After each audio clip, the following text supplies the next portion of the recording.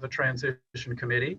I'm from Church of the Messiah in Myrtle Beach, and I've been a member of this diocese for 26 years.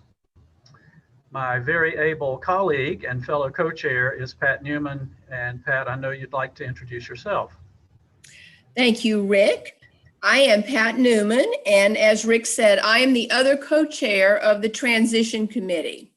I'm a member of the Episcopal Church on Edisto, and I have been a member of this diocese for 15 years.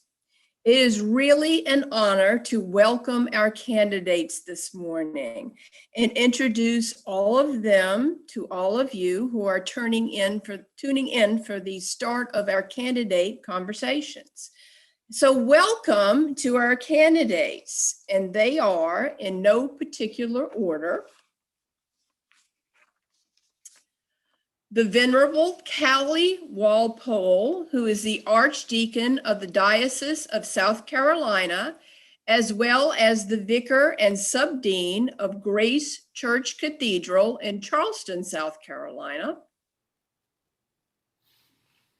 Good morning.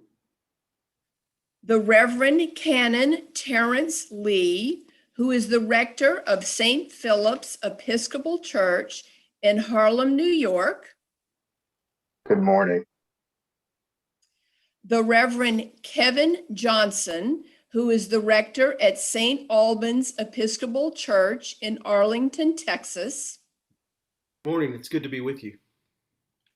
The Reverend Canon Ruth Woodlith Stanley, who is the Canon for Strategic Change, Diocese of Northwestern Pennsylvania and Western New York, as well as a Senior Vice President for Strategic Change in the Episcopal Church Building Fund. Good morning, everyone. It's great to be here. The Reverend Jeffrey Hoare, who is the rector at St. Albans Episcopal Church in Washington, D.C. Good morning. Thank you so much to all of you. We are so excited we have such fabulous candidates. For the participants who are now tuning in, I would like to remind you that our diocesan website has a special section with materials designed to help you to get to know the candidates better. And we'll be posting that link in the Zoom chat room section. For the delegates, if you would like to take notes for yourself, there are some worksheets available for delegates to print out and take notes. Molly is posting the link for those now. Before we get going, Rick and I will walk you through the schedule of the day. We'll start with a general overview and then get more specific towards the end. I will turn this back now to Rick Stahl. Thank you, Pat. First, general items. The morning begins with a 2-hour discussion moderated by the Transition Committee. About halfway through the morning session, we'll take a short break, and we'll conclude also at the end of the panel discussion with a break just before noonday prayer. That will be at 12:15 this afternoon. The afternoon is an extended break period, and we'll resume at 5 this afternoon with evening prayer. After that, breakout rooms will be less formal sessions to meet and hear from each candidate. To help you plan for your participation in the events, you need to know that the panel discussions are being recorded and live streamed via the YouTube page on the Bishop website page as soon as they can be posted. The after full nature, and further instructions about those sessions will take place before the sessions begin this afternoon.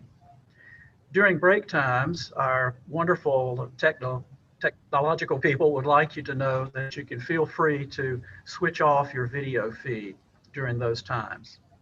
Diocesan staff is available to help with technical questions or issues as you might experience them, and contact information should appear on your screen. Pat now has a few more details to share. I do. This will be our detailed discussion of our morning panel session. The panel discussion will be about 2 hours in length.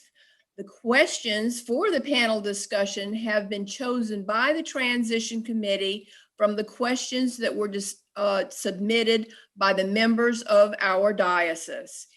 Each candidate will have 3 to 5 minutes to answer each question in turn.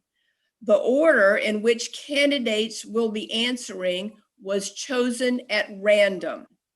A timekeeper will indicate when a candidate's time is almost up. And now we're going to hand things over to the moderators for this morning's session. The Reverend Denise Trogdon, who is the rector of All Saints Hilton Head, and Barney Forsythe from St. Mark's, Port Royal. Thank you, Pat. And thank you, Rick. Good morning, everyone, and welcome to our candidates. We're so happy that you're with us this morning. I'm the Reverend Denise Trogdon, and with me here this morning is Barney Forsythe. We are your moderators for today. For those of you that are tuning in, as Pat said, this is just a reminder that the questions we'll be asking the candidates have been selected from those that were submitted to the diocese. Each candidate will have 3 to 5 minutes to answer the question in turn, and we'll give you an indication. It'll be a visual one. Barney will hold up 1 minute remaining, and that will be your indicator that your time is almost up. And then there will be a time sign held up, which means that you're at the end of your 5 minutes. Again, the order in which you'll answer has been chosen at random. And this morning, we will begin with Terrence. Our first question touches on the theme of personal faith and leadership style. Please tell us, Terrence, of 3 important milestones in your faith journey, and please share with us how these may have impacted your leadership style. Thank you. Good morning to the people of South Carolina. I'm excited to be here with you. I would have preferred to be in person so I could have gotten some shrimp and grits this morning, but that's all right. I'm glad to be on this virtual platform with you. 3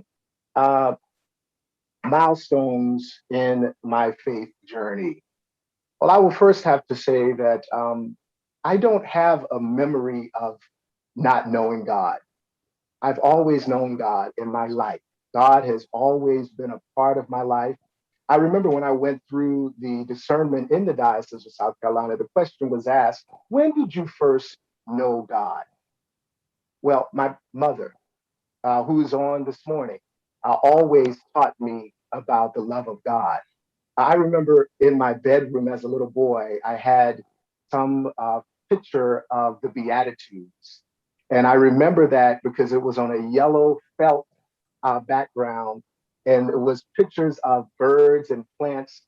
And I remember my mother going over the Beatitudes with me and teaching me the Lord's Prayer and teaching me the 23rd Psalm. Those are the things that you had to know growing up. So that's knowing my mother, being taught the faith first by my mother, the person that birthed me, is one of the biggest milestones that I would say. Getting to know who God is from the woman that gave birth to me. She instilled the faith in me. She instilled the importance of prayer and love of God in my faith. And she did it by simply living her life. She took care of 3 children. My parents divorced at an early age, and she was the breadwinner. And so when I think about leadership in the church, one of the things that I see that in my mother, who was committed to her children and committed to providing for us. How does that translate to the church? Well, I'm committed to God. I'm committed to the people of God. I'm committed to God's church. And then as I began to grow in my faith, sitting on the sofa in the family room of Father William Weaver, I remember just talking with him. His son and I are best friends. Jay was the best man in my wedding. And I would go to his house to play with Jay, and I would end up talking to Father Weaver, who served the churches in South Carolina. I've talked about him many times. And Father Weaver talked about the church to me. He was my grandmother's priest. I remember going to St. Andrew's Mission with my grandmother, standing on the prayer kneelers, right? You know, the ones that pull out from the pews, to look up so that I could see Father Weaver at the altar. He was a big man, a tall man, but always a kind man. And so he would talk to me about the church. I guess he saw something in me. And so we would talk often, and we would talk about God. And he would give me the practical things about the church, things like loving the people and being committed. One of the things he said to me early on is he said, you need to be the first one at church on Sunday. You get there before anybody else, and you make sure everything is in order. So I can't pin down a particular milestone, but I'm talking about these periods in my life where people have influenced me. And then on my faith journey, I would have to say that the third would be my ordination to the priesthood. My grandmother, we had just buried her on that Wednesday at St. Andrew's Mission, and I was ordained on that Saturday. And my grandmother did not live. She lived to see me become a deacon, but she did not live to see me become a priest. And when I was ordained that day, I came to tears because I felt her spirit with me. Now, how have all of those things influenced my leadership? My leadership style is one of consensus and one of love for the people of God. I am a truth teller, and that's because I love God's people. Thank you. Thank you, Terrence. We'll ask that same question to Callie, who will be our next candidate to answer this question. Please tell us of 3 important milestones in your faith journey, and please share with us how these may have impacted your leadership style. Thank you for the question, Denise, and good morning, everyone, again. I would go back to my confirmation at age 11. I was confirmed by Bishop Temple at St. John's Episcopal Church on Johns Island. And that was really the first time that I realized that that I and all the baptized, that we are all being called into service, into Christ's service in Christ's church. And so that was a profound time for me to begin that process of praying and seeking to be open as to how the Lord wanted to use me. Another pivotal time was when I was about 14 or 15, and I came from a family of farmers, and we lost a tomato crop one afternoon in a span of about 15 minutes. Our entire tomato crop was wiped out by hail. And so that experience of loss and all the ramifications of that have influenced me to this day. And that's gonna tie with a severe neck injury back in 2003. And that occurred when I was resisting the call to seminary when I happened to have a bad fall in the Chattanooga airport, because I had to get back to Johns Island, because as a lay vicar, I had a Spanish-speaking congregation in my care, and so what I learned through that experience, 6 weeks into my recovery, what I learned was that guess what? That little congregation would do just fine without me. And it was the same lesson that I learned with the hail storm that wiped out our crop. It's that the harvest is never ours. It is always the Lord's. We pour ourselves into the crop, if you will, but any growth comes from God. It's like in Mark's gospel, where the seed, is growing. It grows, and the earth produces of itself, and the seed grows on its own. The growth is from God, and so those lessons have really impacted me in the sense of freedom. I feel every day an enormous amount of freedom, which allows me to pour myself today into the ministry at hand, but yet not being tied necessarily to outcomes. That can be a struggle sometimes, not being tied to outcomes. But deep in my core, deep in my heart, I know that all I'm being called to do is be faithful to the task and ministry at hand. Thank you. Thank you, Kelly. Our next candidate who will receive the same question is Jeffrey. Jeffrey, please tell us of 3 important milestones in your faith journey, and please share with us how these may have impacted your leadership style. Well, thank you, and good morning, everyone. I can think of 3 key occasions in my own personal faith journey. One was when I first came to conscious faith through conversion. I'd already been confirmed at the alleged age of reason, but a little later as a teenager, was invited to, in an evangelical kind of setting, to invite God into my life. And I had a very powerful, visceral experience there. And that led to a period of time where my, if you like, Christian leadership was really about inviting others to participate in this way of life. It was during that season that I also began to believe that perhaps I was being called to ordination, a decision that I didn't actually make until I made a retreat prior to my own ordination to diaconate. Over those years, many things changed for me, but that fundamental call did not. And that has been a basic touchstone for leadership through all of the ups and downs and ins and outs of ministry over many years, remembering what I'm fundamentally about, inviting others to remember what really matters, which is what I believe worship is about, turning toward what really matters and allowing it to shape our lives. The second, probably, the one that comes to mind, significant experience, was when I was leading a parish, St. Paul's in Alexandria, and I realized that I did not really understand or perhaps believe in intercession, in asking God for things, in that kind of prayer.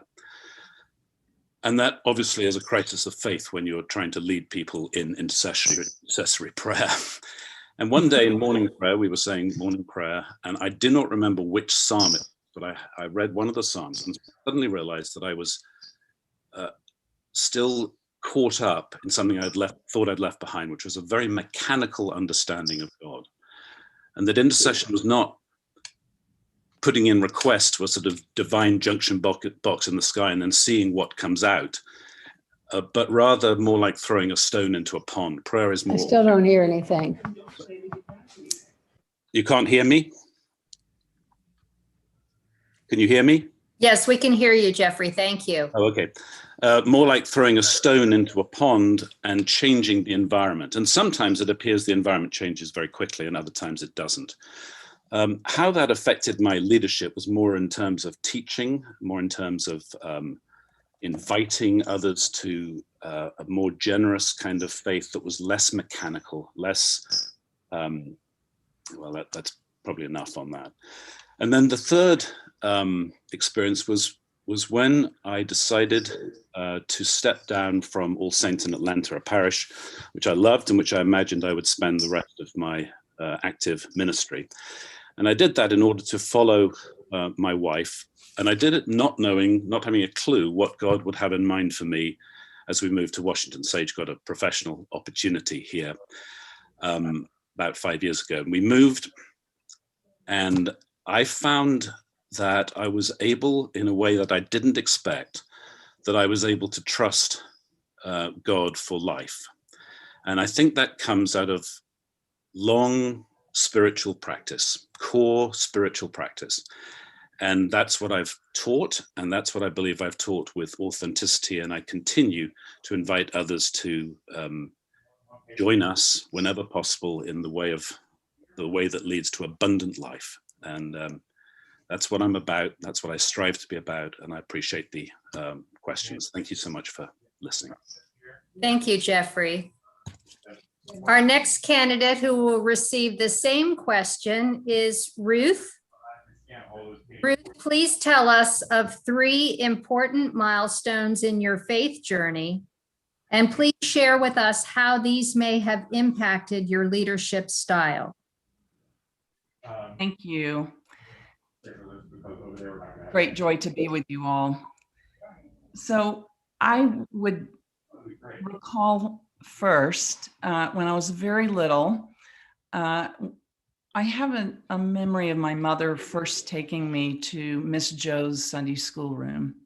Miss Joe Nicholson was really the first woman that I saw behind an altar, because we had a beautiful children's altar in that Sunday school room.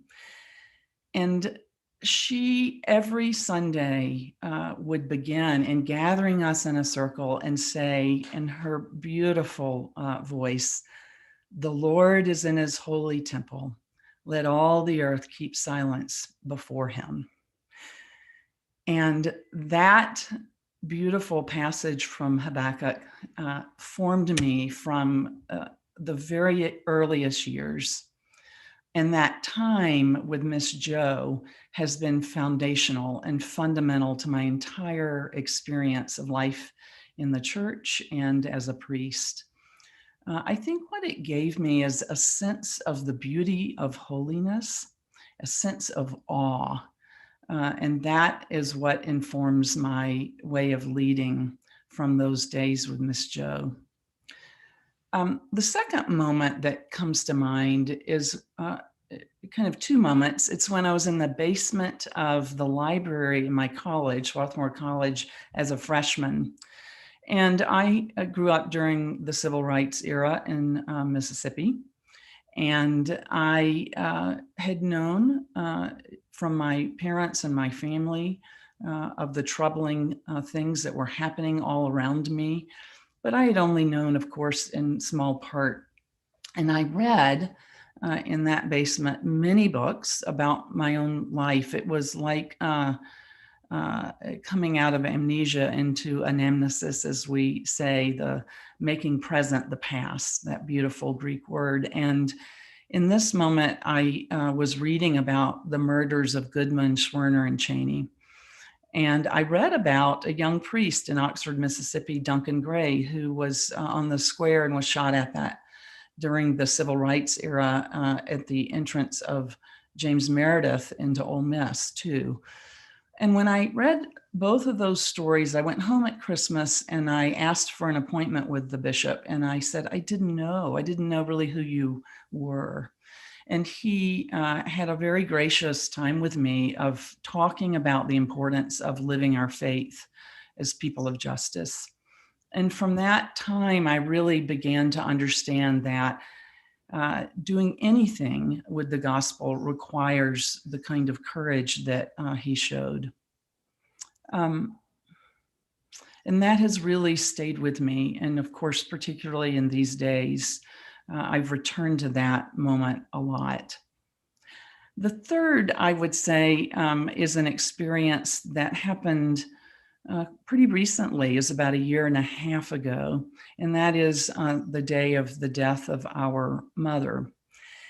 On that morning, my brothers called my sister and myself. We live out west, and so said, we think her time is today. We think it's now. They were right. And we scrambled, to get across the country to be at the bedside. And while we were scrambling, she, that morning, by my brother's telling, sat up and had not been speaking much, but she sat up and looked at a fixed point in the corner of the room and just began saying, "Thank you, Jesus. Thank you, Jesus. Thank you, Jesus. It's so beautiful. It's so beautiful." And then she called my father's name. She had a vision of heaven, as people sometimes do when they're in that thin space. But then my brother had the wisdom to be curious, and he said, "Mama, what else do you see?" And she said, "I see the hearts of all the people of the world." That's not a phrase we'd heard her use before. So we gathered. She made it to just 20 minutes after my sister and I got to the house. She hung on for 12 hours while we scrambled around the country to get there, and then she left us. But that moment has renewed my conviction about the resurrection and my belief in a reality that is much bigger than we can imagine. I see the time. Those are the three. Thank you. Thank you, Ruth. And now we'll move to Kevin. And Kevin, I'm going to ask you the same question. Please tell us of 3 important milestones in your faith journey, and please share with us how these may have impacted your leadership style. Well, good morning. Thanks. Thank you for the question. I guess I want to start by giving thanks to my grandmother, because there's never been a time when I've not known God. And she was the conveyor of that truth for me. And so, so that I'm grateful for that. 3 milestones really occur at 3 different points in my life. One a while back in my early 30s, one, I guess, when I was in my late 40s, and one fairly recently. In my early 30s, I worked in El Salvador as an Army engineer, and part of my job was to, I was in charge of the base camp and all the troops and stuff, and so I was trying to get market purveyors, souvenir purveyors from the market in San Salvador to come out to the base camp, but the only day that the soldiers could do that was on Sunday mornings. And I could not convince the market purveyors to come out. And I spent, an hour wandering around the market. And finally, I asked them, why won't you come out? There's lots of American cash waiting for you, because that was my worldview at that time. And they said to me, "Sir, Sundays are for God and family." And at that moment, a whole different sense of what is really important flipped upside down. It really became very clear to me that there is another way, a different value system. And I began to take on that different value system, God and family. And it fundamentally changed really everything that I was about at that moment. And it also taught me that sometimes you have to make hard choices. That sometimes the corporate culture around us says one thing, but there are other values. And that leaders sometimes are called to make hard choices around the true values. And that moment empowered me to be able to do that. It has for the rest of my life. Another moment occurred in a cave in Spain when I was walking the Camino de Santiago. There's a monastery there, and in the monastery there's a cave attached to it with that had purportedly had an apparition of the Virgin Mary. And I was a pilgrim walking the way, and I went into the cave by myself, and it was dark and calm and peaceful. And for a moment, I just stopped to listen. And I sensed, for however it was and however it works and whatever it's about, the real presence of the Virgin Mary. And it taught me about listening, about paying attention, about opening myself up to something that perhaps was beyond my understanding. And I've carried that moment with me my whole life. In regards to leadership, the lesson I got out of that is about opening oneself up to listening, to being open to possibilities beyond our understandings. And then the third moment occurred very recently. I visited down on the Texas border. I'm in Fort Worth, so I went down to the border with a group to spend time with the migrants who were encamped on the Mexican side of the border. And their conditions were horrible, horrid. And there should have been every reason to not have hope. But what I discovered there in folks who had every reason to not have hope was hope. And it taught me that hope is always possible, that faith is always possible. And so in regards to leadership, I practice with folks that God is always present and always at work. So thanks. Thank you, Kevin.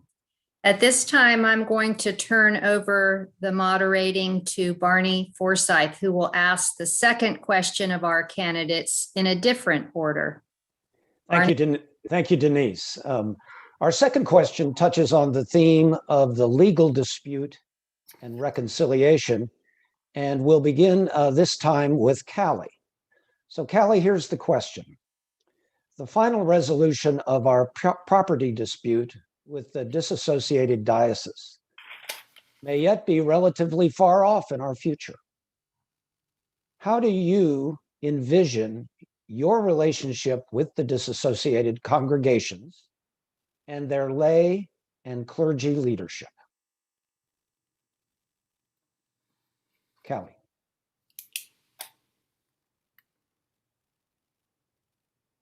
You're on mute. There you go. Thank you, Barney, for that question.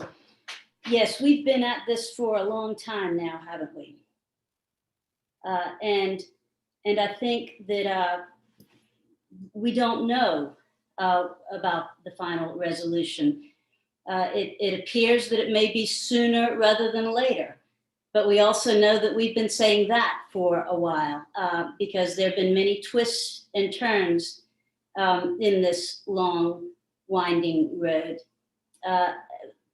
I think that in terms of reconciliation and with the disassociated clergy, parishes, people, one of the things I think that we simply have to do is be ourselves. We know Christ, make Christ known, welcome all. When we actually say that we are an inclusive diocese and that we welcome all, we actually need to mean that. We have been poor in my mind because of the absence of some of our departed sisters and brothers, and so to allow that space for folks to return. Of course, it will depend on the property dispute, how that shakes out. If there's some resolution and the properties are returned sooner rather than later, then the proper clergy need to be placed in each congregation, Worship will need to be, and good liturgy will need to be at the core of what we do in those congregations, as well as lots and lots of pastoral care. And the good news will need to be preached. That's going to be vital. I really see many of our departed, our disassociated sisters and brothers as sheep without a shepherd. We have people in the pews in what we have been calling breakaway congregations. We have people in those pews who are just waiting for the properties to be returned to the church, so that they can get about the business of being Episcopalians again. Many of those folks are languishing. My father is one of them. He's still at our home parish and goes to the 8 o'clock every Sunday usually, and so lots of people around the diocese are simply waiting. So I think we have to reach out our hands in love, and do what a lot of us have been doing. We'll take weddings, officiate at marriages of folks who seek us out. What we're finding is that people know when they want to find an Episcopal priest, they find us, they seek us out, and that's why it's so important for us to be who we are, and that is that loving everyone, but also doing so with strength and with clarity about who we are as God's people, and who we are as Christ Church in the Diocese of South Carolina. There are 7 or 8 congregations that the state Supreme Court ruled are not coming back to us. I say that I see some of those churches coming back to us within several generations. Again, it's not to go back to the way things were. We can't do that, and we don't want to do that, because that's not resurrection. What we're looking forward to is the new life that Christ is bringing to all of us here in our diocese as the church and the Episcopal Church in South Carolina. Thank you. Thank you, Kelly. Next, we'll turn to Ruth. And Ruth, I'll repeat the question again.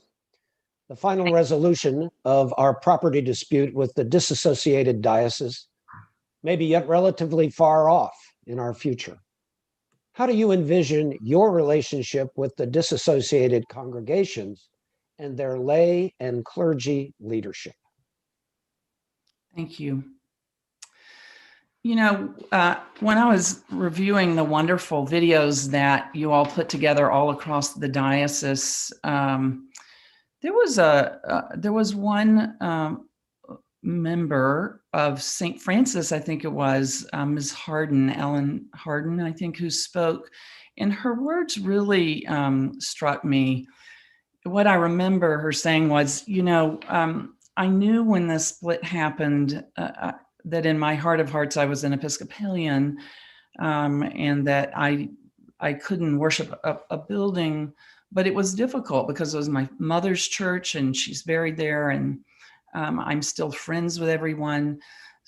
And I really heard in that contain the whole essence of what you all are really dealing with. And those who are disaffected are friends, are sometimes godparents to your children, or neighbors, or family members, as Callie's just pointed to. And so I would begin with that in mind, with that understanding that God's desire for God's people is that we be one. I'm not saying that naively. I understand there's been tremendous pain and great cost in this, but I would begin with that understanding. And I would begin, as in all things, to seek to listen and to understand and to recognize that every person's story is going to be different. I've had a good bit of experience doing this kind of work. We were poised for schism when I came to Colorado, and we created an opportunity to have conversations across the diocese. And we did that work over years. And I worked very intensively with my bishop to have those conversations. And I recall in one room years into this, someone who was part of a disaffected congregation that had left the Episcopal Church and then come back said, you know, Bishop, to our bishop, he raised his hand. We were kind of wary because we didn't know what he was going to say. But he said, you know, you have made space for us. Why would we not now make space for you? And he was speaking to the clear direction of the diocese toward marriage equality. And it really illuminated to me that it's possible for us to disagree and find a way to be on a common path together, rooted in the gospel. So I also like that word, Callie, that you used about clarity. I think we've got to be listening and also be clear about where the Lord is calling us. So I would also want to be clear with people about this is the discerned direction of the body. We want to be with you. We want to work with you. We want to have good governance. I want to have good clarity about how we address property issues. I think there, as in other matters, it's important to people to know that we are assuming good intention on the part of everyone, and that we are seeking to do what is right, what is just. What is good for the individual is good for the body. And what is good for the body is good for the individual. Those aren't two realities. So I would seek to work from that kind of understanding of working with individual folks and congregations with a view towards seeking God's will for the whole body. Thank you. Thank you, Ruth. We'll turn now to Kevin. And Kevin, I will restate the question for you. The final resolution of our property dispute with the disassociated diocese may yet be relatively far off in our future. How do you envision your relationship with the disassociated congregations and their lay and clergy leadership? Thanks. So I'm in the Diocese of Fort Worth, or as now we have to call ourselves the Episcopalians in North Texas. And we're a few years ahead of y'all. So I'm living in hopefully not your future, because we are in the process now of negotiating to turn over properties to the ACNA folks. And in that process, really in the whole process, we've had to make a choice at various points in time about what is going to be our attitude and our spirit. And we've made the choice, I've made the choice in my conversations in this process to have an attitude and spirit of generosity and kindness. And what's enabled us to do that is, and enabled me to do that, is by first becoming comfortable in my theology, in our theology. We didn't come to this by ourselves. This was a communal discernment. We think this is truth. Here's where we are, and we're comfortable with this. So in that same vein, though, I think a bishop has to be open to the possibility of being bishop to all people. Because disagreement is not necessarily the same as exclusion. So there has to be always the openness to the possibility of relationship. Through conversations, sometimes through hard conversations, through mutual respect, through purposeful engagement. And so my attitude is to seek to embrace and seek to understand those who do not fully embrace my particular theology or the theology of the church. But to try to understand where they're coming from and to try to find common ground with the hope that we can, at some point, kneel before the altar rail, before the altar of God, for communion despite our differences, or maybe even because of our differences, because we've each given up something for something greater than ourselves, which is the presence of Christ. So, as diocesan bishop, if I'm called into that role, I would continue to actively work to engage in conversation. Being comfortable where I am, where we are, and seeking to understand where others are. Thanks. Thank you, Kevin. Thank you. Jeffrey, we'll turn to you now. And again, I'll restate the question. The final resolution of our property dispute with the disassociated diocese may yet be relatively far off in our future. How do you envision your relationship with the disassociated congregations and their lay and clergy leadership? Jeffrey. Thank you. I would echo an awful lot of what's been said already in terms of being clear about who we are, what we believe, being inviting, generous, welcoming, and so on. My assumption is that in any of these congregations, there are going to be some people who would welcome the possibility to return, others who would like it or not like it, but are going to stay with their church come hell or high water, and others who will say, I'm not going to. I've moved on, and I'm going to be with whoever's new. That's especially true with laity. My understanding, and please correct me if I'm wrong, is that there is a process for clergy who have left the Episcopal Church to come back, but not to the parishes they're currently serving. And I would welcome that, and I would welcome clergy who wanted to return under whatever the process is that you've all worked out. Couple of things that I want to say based on my experience, particularly my most recent experience at St. Albans in DC, which I entered following a rather unnecessary but a very, very painful conflict. And that is that I would also want to talk to the people who are still in the diocese about what it means to be generous and inviting. And one of the things we have to set aside, we have to say the courts have done the litigating, and we're not going to keep litigating our feelings about the people who have left. And we have to somehow find ways to put those aside and recognize that there's probably blame to go around. We can apportion it how we want, but nobody's going to declare us righteous and them unrighteous. We've all got sheep and goats within us, and the rain falls on the just and the unjust. And we need to own what we can as a necessary part of what it means to be generous.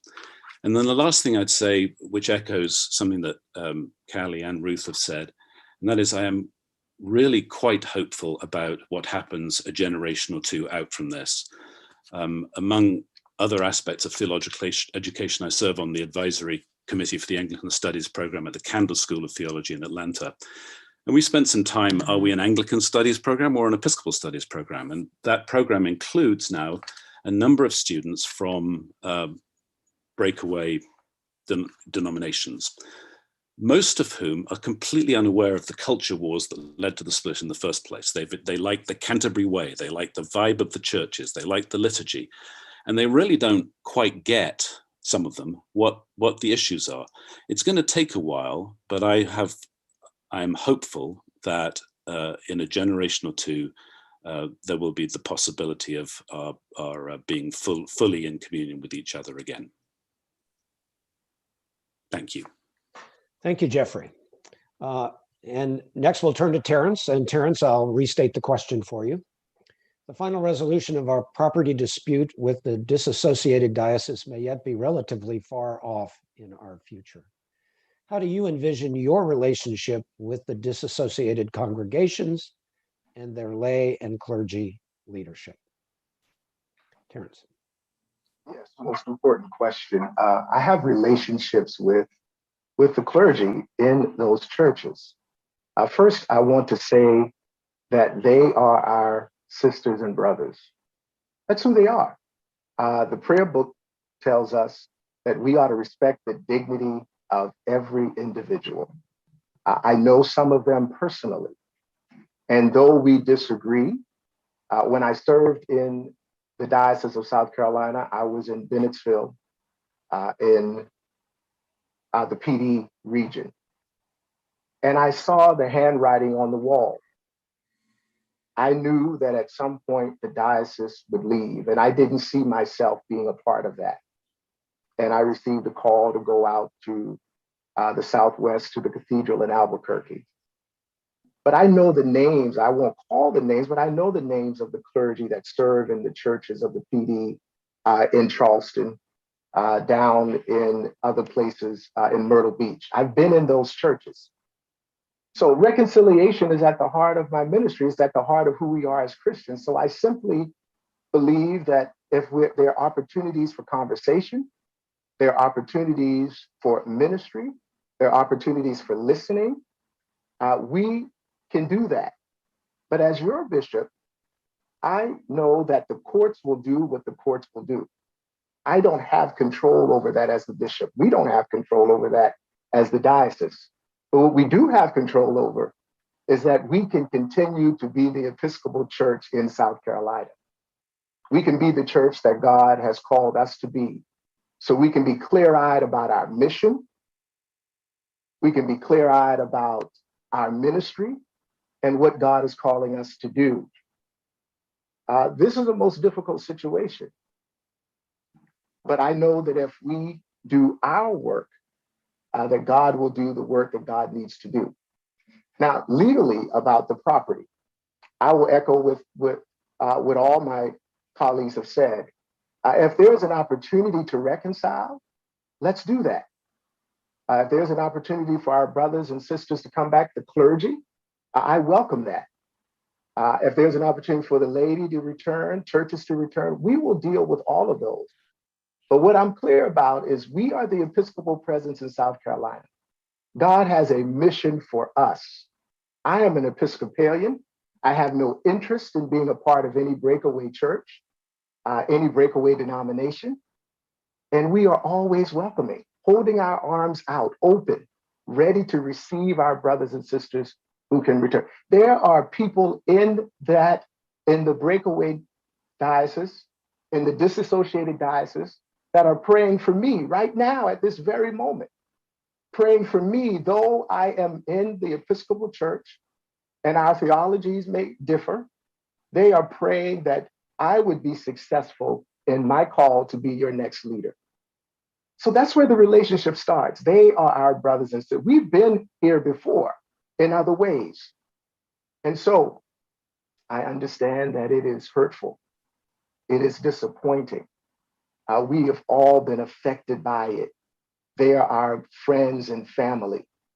However, they are children of God, and we are children of God. And let's let God work that out. I think once you have called your bishop and your bishop is consecrated and ready to begin to do the work, because what I do know in my experience as a leader is when there is no leader, there is no vision, there's no mission. People struggle, but when there is a leader, people begin to gravitate. So I think with the election of your new bishop, we will begin to see relationships start again. And we can continue to do the work that we're called to do, all the while looking to receive our brothers and sisters who would like to return. Finally, I want to say they all will not return. And God bless them. And I know that some of you feel the same way. You have communicated that. But we have to be about getting on with the work and the ministry that we are called to do as the Episcopal Church in the Diocese of South Carolina. And there is much work for us to do. And finally, as I know we sing in the church, there is plenty good room for all of us. And believe you me, there are so many people out there that need to hear about Jesus. We can pack our churches if none return, because we will be victorious because God has a plan for us. Thank you, Terrence, and thank you all for your very thoughtful responses to the question. I'll turn it back over to Denise now for our third question. Thank you, Barney. Our third question touches on the theme of staff development and administrative strategy. And our first candidate that will answer the question is Jeffrey. Jeffrey, our present diocesan staff of 3 persons for the last 9 years has been pulling the lion's share of daily duties as part-timers. How do you, as the full-time bishop, envision staff development going forward? And what new positions and responsibilities would you create to enhance and support the diocese early on in your tenure?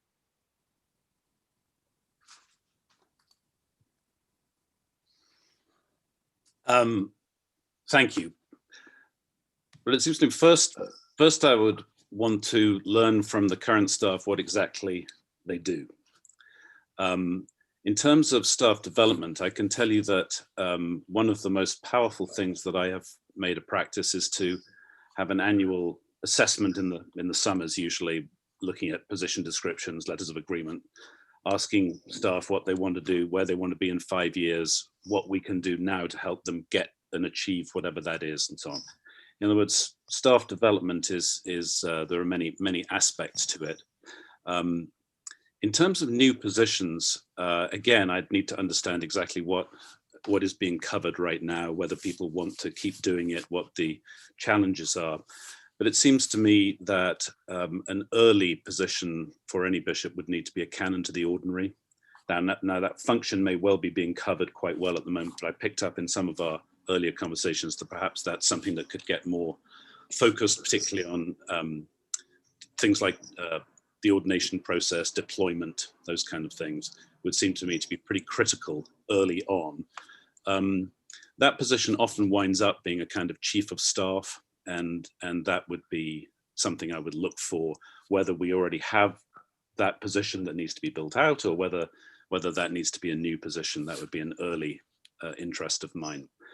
I've mentioned before, so forgive me for the repetition, but good administration is good pastoral care. It's about respecting the dignity of every human being. It's about honoring people's time and so on. And one of my frustrations with diocesan offices is the short-term planning. Many parishes have longer-term planning cycles, and you can't suddenly get your youth group to show up for a diocesan event when you've only got 3 months' notice. We have to have a longer planning process than is perhaps been the norm, and that would be something that I would be paying attention to and asking the staff to pay attention to as well. Staff development is human development. It's ministry development. It's growing into the fullness of life. It's seeking coherence between life and work. And I would be looking to work with staff to ask the sorts of questions that lead to a deepened understanding of their own ministries, their own gifts, their own passions, and seeing how those can be brought together in the service of God for the Diocese of South Carolina. Thank you. Thank you, Jeffrey. Our next candidate that will answer the same question is Terrence. Terrence, our present diocesan staff of 3 persons for the last 9 years has been pulling the lion's share of daily duties as part-timers. How do you, as the full-time bishop, envision staff development going forward? And what new positions and responsibilities would you create to enhance and support the diocese early on in your tenure? Thank you. First, the first thing that I would do is thank the staff for their hard work. That's the first thing. I mean, to be a staff of 3 persons, part-time, doing the work of ministry without a bishop, God bless you. Thank you for what you have done and continue to do. And once we get there, have a staff retreat.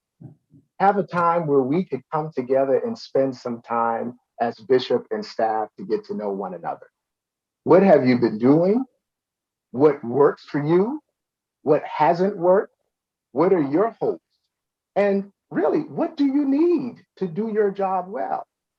One of the things about the church, I think, is that we tend to focus on sometimes what we do not have, what resources we don't have to do the job that we are called to do. But part of this is a faith journey.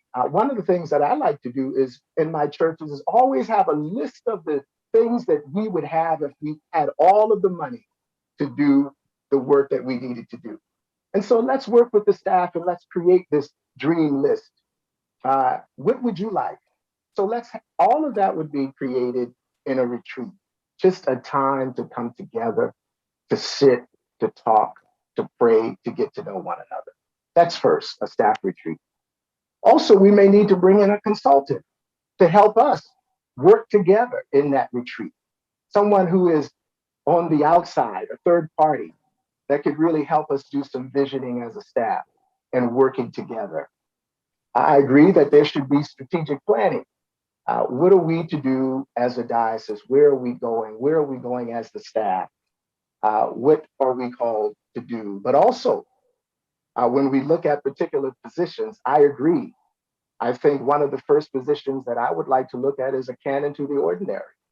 I think a bishop needs someone that will work with him or her in the administration of the work that needs to be done, but also in the ministry. And so I think that is an important position for any diocese. I do agree that it is an important position that the bishop should have. But also, if I had that dream list and money were no option, one of the first positions I would bring in is a person for youth and youth activity, a canon for youth and youth development. The youth are not the future of the church, they are the church. And if we are going to grow as a diocese, we ought to look at our families, our young adults, and we tend to sometimes think that the priest or the bishop can do all things for all people and meet all needs. But we need to hire to our strengths, right? And to the strengths of that particular position. And so one of the things we need to focus on is our youth and our youth development. So those are the positions that I would look at. If money were no object, of course, we've got to look at the budgets. We've got to look at money that's available. But one, a canon to the ordinary. Two, a canon or a position for youth and youth development, and have a retreat with the staff. And I would want to be very clear that it is my position to work with those who are there, and let's begin our relationship moving forward. All of the other things that we do in administration, like evaluations and all of those things, are natural and they would come at the appropriate time. But first, let's have a retreat. Let's get to know one another. And I want you to get to know me. Thank you. Thank you, Terrence. Our next candidate that will have the same question is Callie. Callie, our present diocesan staff of 3 persons for the last 9 years has been pulling the lion's share of daily duties as part-timers. How do you, as the full-time bishop, envision staff development going forward? And what new positions and responsibilities would you create to enhance and support the diocese early on in your tenure? Thank you very much for that question.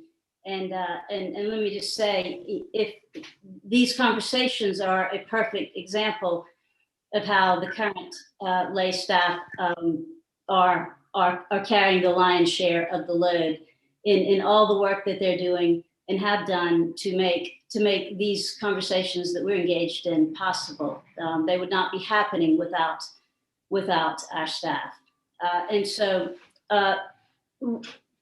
in terms of positions, let me first say, with regard to staff, I would want as well to have conversations with each member of staff and see how they have envisioned their roles going forward, and how my priorities have shifted during this last year, almost year and a half. We've all gone through a period of change. This pandemic has brought about a bit of change, and so people naturally, many of us across the world are reevaluating where we wish to focus our energies. And so that would be a natural conversation that I would want to have. But relationships and the development of relationships, certainly the bishop would need to have good relationships with staff. That is simply a given, that there be a relationship of trust and mutual understanding and support. I too believe we need a canon to the ordinary, someone that can handle a lot of the day-to-day administration. And so, right now, for example, we have the person who usually answers the telephone is also the executive assistant, who is also very engaged in many administrative matters, and is also the person who handles the insurance and a host of other things. That's a lot to put on one person, and that's just an example of the juggling that occurs. So, I mean, I see simply, I would think a part-time receptionist. That's something that we've not had in 8 years. Someone whose sole task, whose sole calling would be to answer the phones and welcome people. That voice that people hear on the telephone, in order that they could be fully present to whoever walks through the door or calls up on the phone. So, I also see that we need, and whether we call the person an assistant treasurer or whatever title we want to give, but someone who is in the office, who can sign checks and who can handle bookkeeping matters and also matters of finance. That's a huge area of need as we go forward. So certainly the administration, the bishop would need to be overseeing all the administration and see that it gets done. How it gets done, of course, is going to depend on the person's style. But those are just several things from my standpoint. The diocesan staff also are servants. The diocese, and I think I would want to make the correction. I sometimes hear people talk about the diocese and they're talking about the diocesan office. The diocese is the congregations, the people of the diocese, the clergy of the diocesan staff. We are here to serve the people of the diocese. So that I'll leave it at that. Thank you. Thank you, Callie. Our next candidate is Kevin. And Kevin, I will give you the same question as everyone else. Our present diocesan staff of 3 persons for the last 9 years has been pulling the lion's share of daily duties as part-timers. How do you, as the full-time bishop, envision staff development going forward and new positions and responsibilities? Which new positions and responsibilities would you create to enhance and support the diocese early on in your tenure? So thanks. That's a great question. I kind of want to start where Terrence started, which is I suspect the staff needs a big thank you and some rest. Every church staff, diocesan staff group that I've ever worked with, I mean, these folks are true servants and give 120% way beyond what they get paid compensated for. And so I suspect it's the same in South Carolina. And so that may be the first place to start is to simply say thank you. It seems to me, so I will just say I'm a systems person. Every place I've been in, kind of my propensity is to develop a system, an organizational system that supports the work and mission and ministry of the organization. Because what I've discovered is that organizations function best if they can anticipate and trust in how the system is going to work. So it's not just catch as catch can, but there is a system that is regular, thought through, and overseen. so we can anticipate what's going to happen. Secondly, I think the real critical thing to begin with is simply to say, okay, so what do we have? What are our needs? What are our hopes? Where do those things support each other, and where are the gaps? And then how do we bridge those gaps? I think I'm with most everybody else. It seems to me that a chief of staff, candidate of the ordinary, somebody who's doing that kind of work, the minding the shop work, is important. Because if nobody's there minding the shop, then things get forgotten, and we kind of go cattywampus, and that never turns out well. The second thing is some kind of congregational development entity, whether that congregational development person functions on youth or families or fellowship or church growth or whatever it is, whatever the needs are. And I don't think I can anticipate the needs until we get there and figure out what the needs are and listen to the people of the diocese and the leaders of the diocese and the staff themselves to be able to say, here's where we are, and here's where God is calling us to become, and here's what we need to help us become that. So, but some kind of person who is focused on development, I think would be an important person to have. And finally, I guess I just would like to finish by kind of echoing what Callie said, which is the diocese is all the people. And I think sometimes we forget that because we throw out these kind of catchphrases of the diocese, but the diocese is us. And the staff is there to help us become what God has called us to be.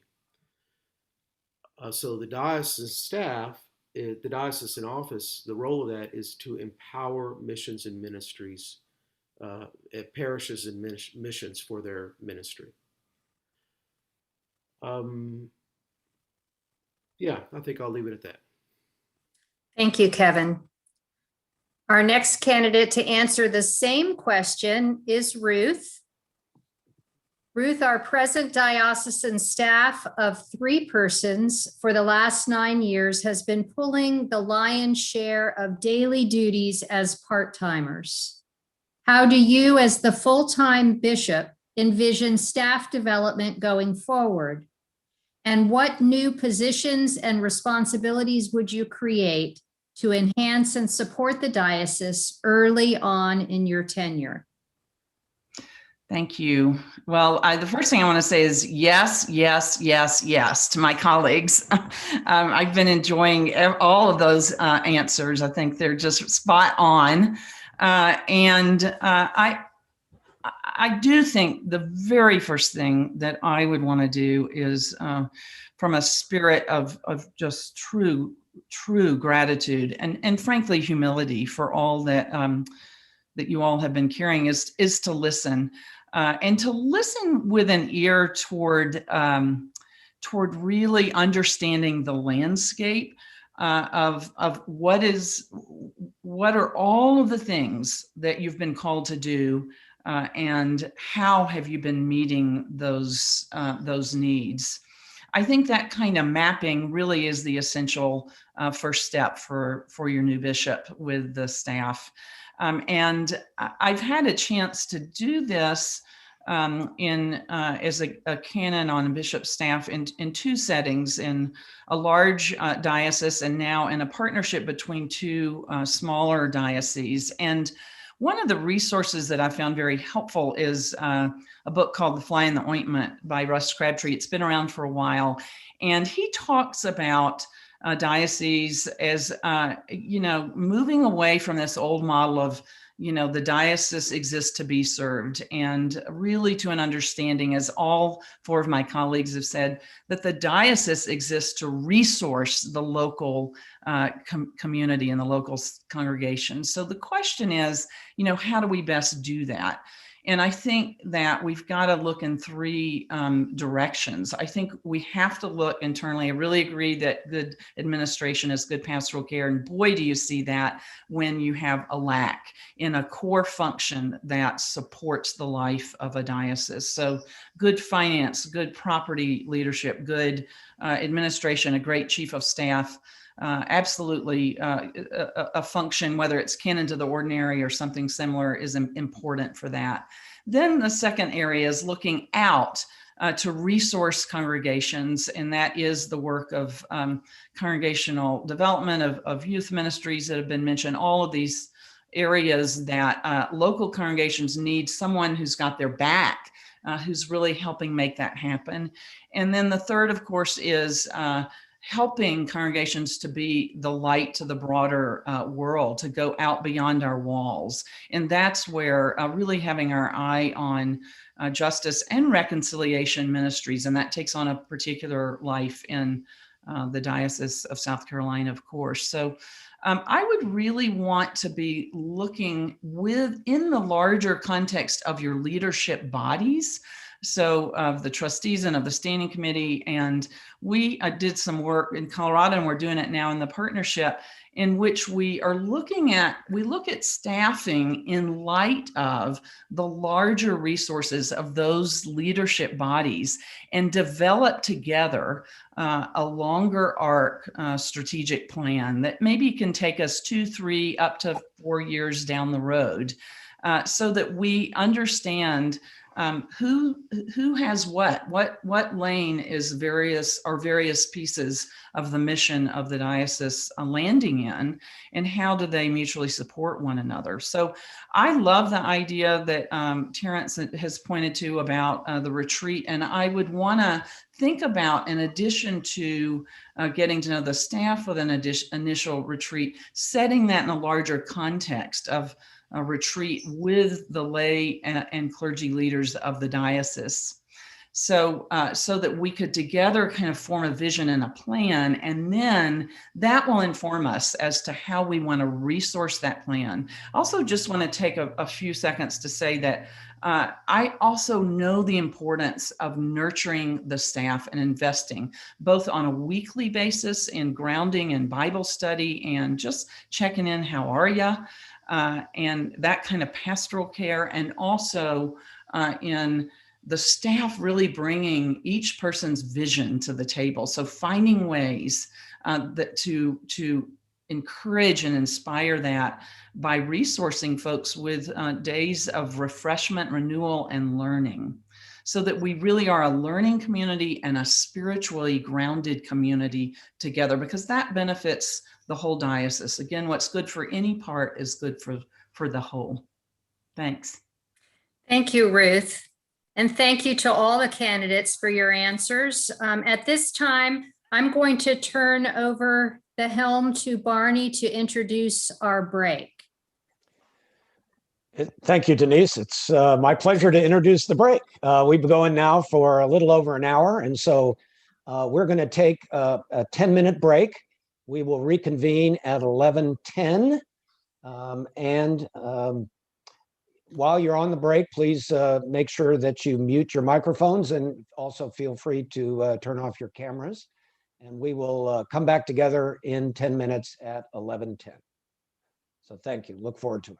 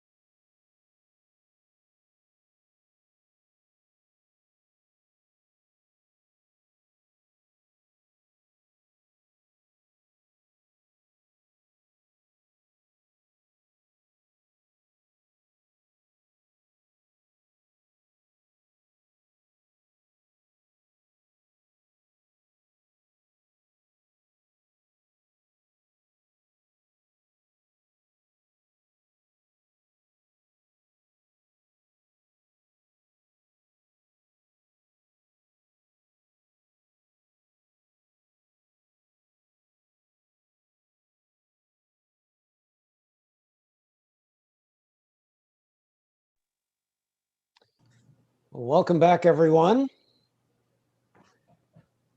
We will continue our panel conversation. Our fourth question touches on the theme of inclusion and diversity.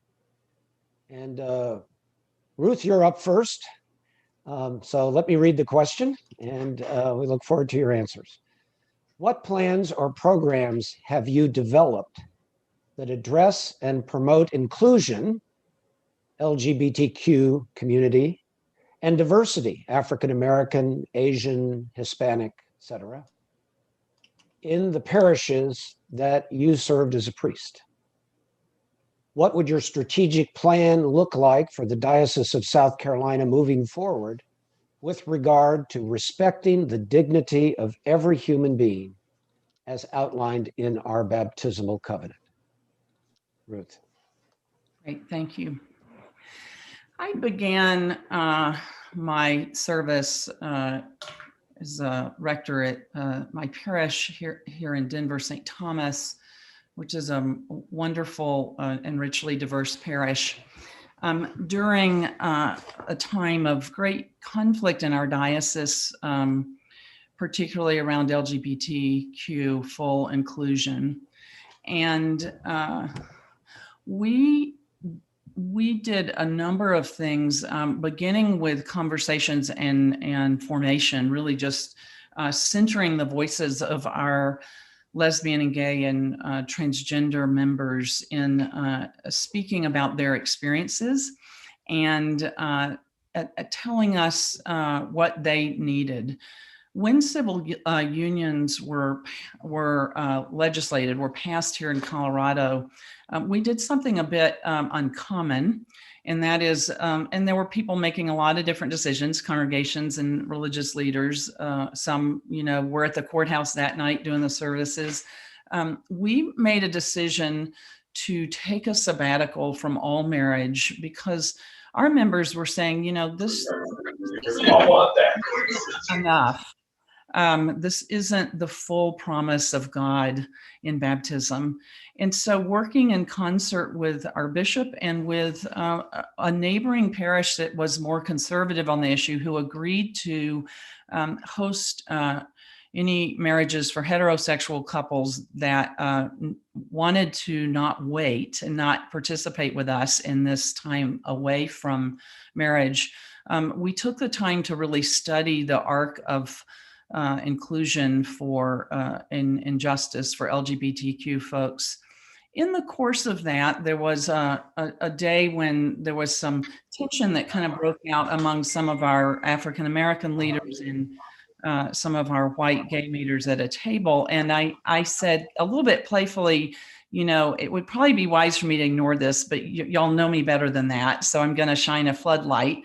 And they started laughing. And I said, I'm just going to take a guess here that this conversation that you all are having might have something to do with the differences in the arc of the history of the struggle for civil liberties and justice for African Americans in our country and for LGBTQ folks. And Sandra Bradshaw, who is a dear friend and was one of the Black leaders in our church, said, "You got it.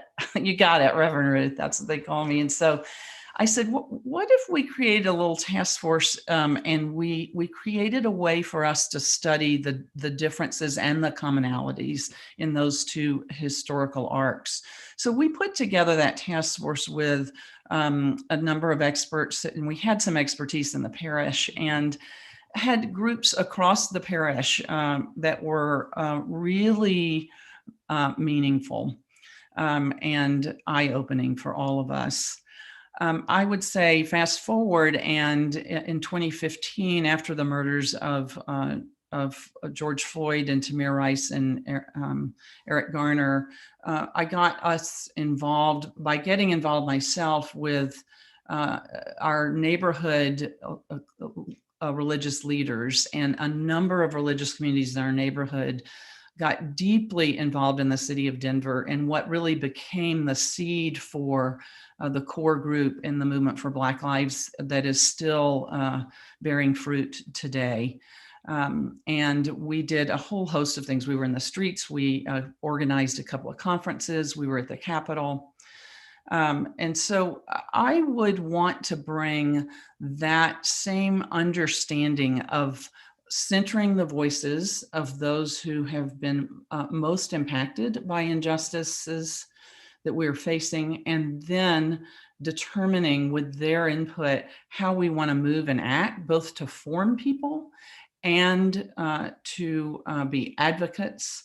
I think this is a place for us to develop what many are calling brave spaces, and to meet people where they are, and to encourage people to get into this work where they can fit in, and to begin to not be timid and not come with a lot of fear and shame, but come with an open heart and an open mind to learn. So those are the things that I would hope to do as your bishop in that same spirit. Thank you. Thank you, Ruth. We'll turn to Kevin next, and Kevin, I'll repeat the same question. What plans or programs have you developed that address and promote inclusion, LGBTQ, and diversity, African American, Asian, Hispanic, etc., in the parishes that you served as a priest?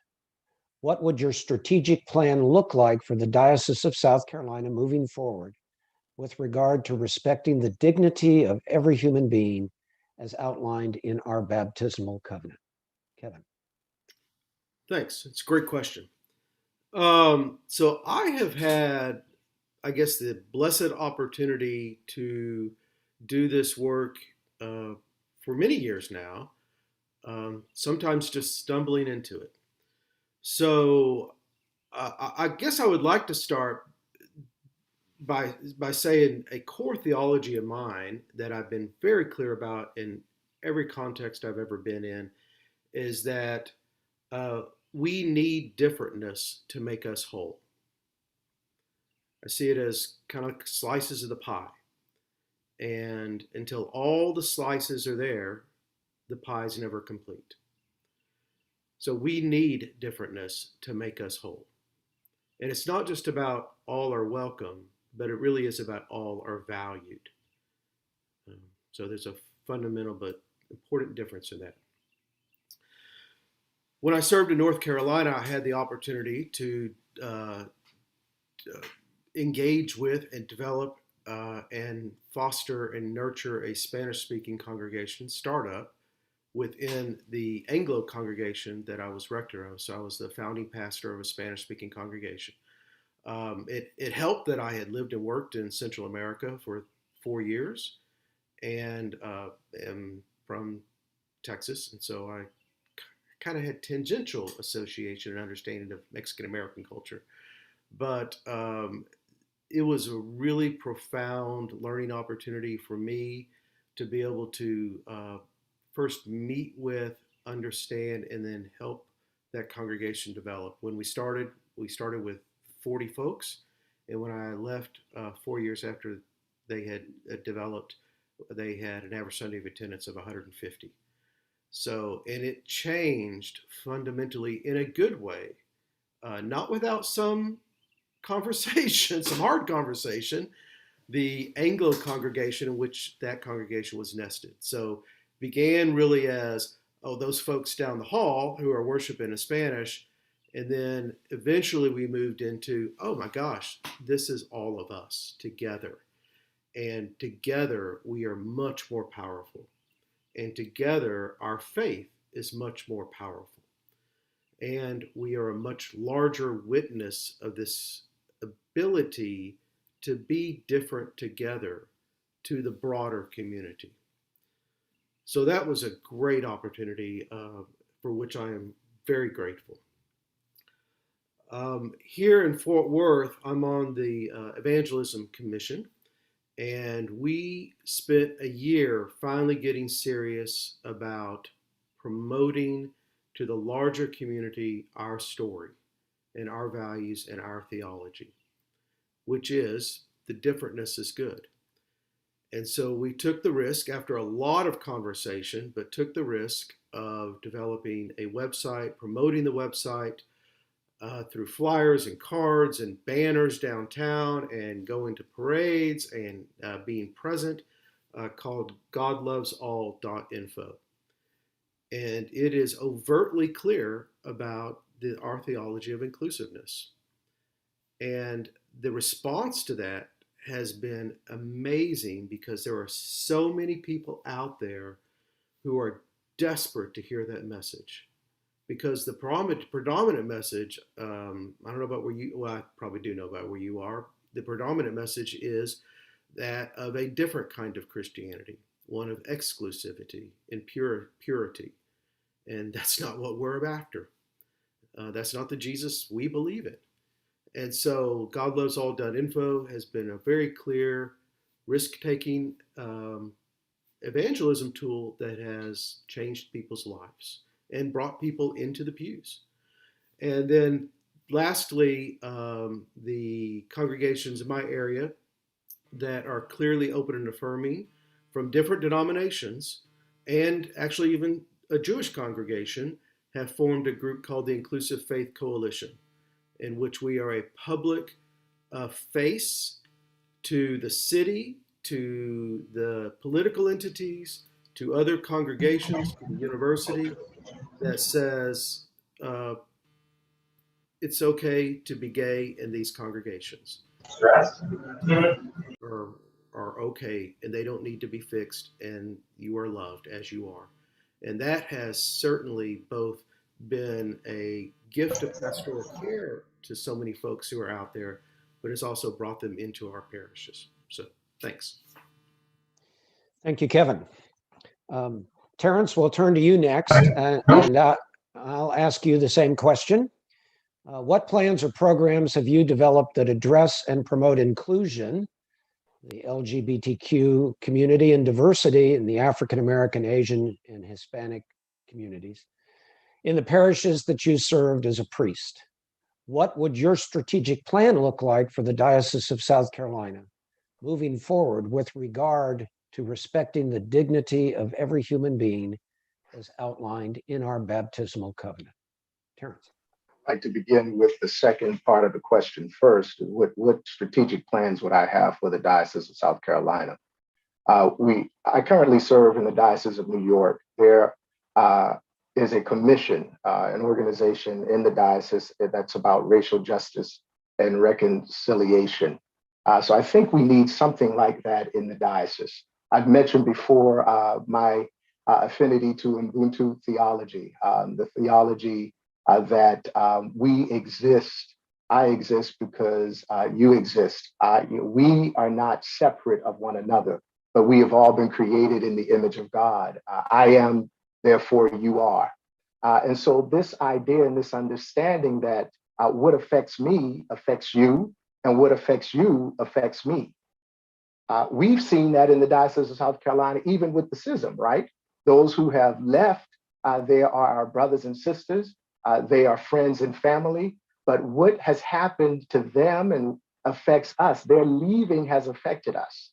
They don't just go away and we're not affected by it. So there, I would like to see, and I know there is something that has already been developed in the diocese of conversations about race and reconciliation. I would want to look at that, what you're doing there, and I would want to really see how we can be more intentional, because we've got to move beyond just conversations, right? We've got to move to action.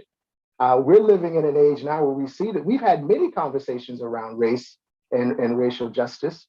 However, what can we do to really show action from the Diocese of South Carolina?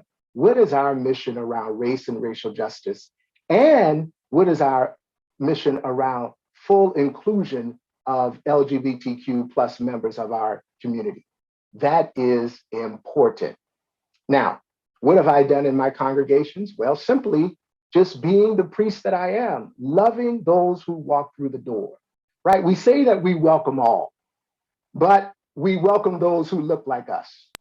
And what I do know is that happens in every congregation, every congregation. So I've served in all white congregations.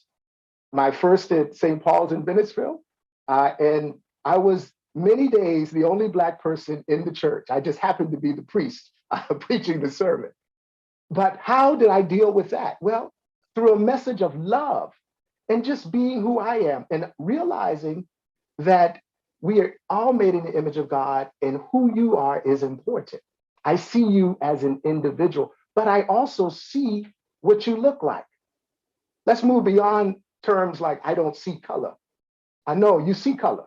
I'm very much a Black man, and you are very much white if I'm looking at you on the screen, or Black or Asian. Let's be real and tell the truth, and that there is strength in diversity.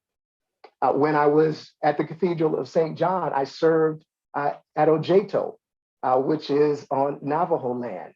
And I went out once a month, drove the 6 hours to celebrate the Eucharist there.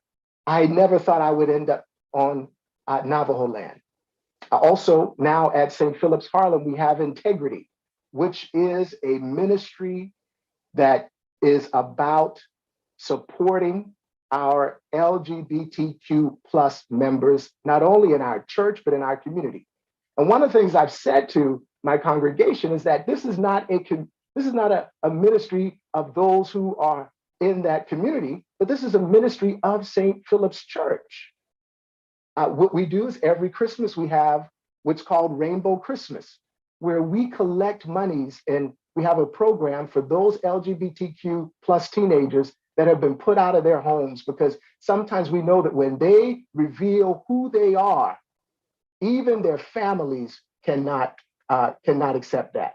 And so that's one ministry. Another ministry that I started is through the teaching.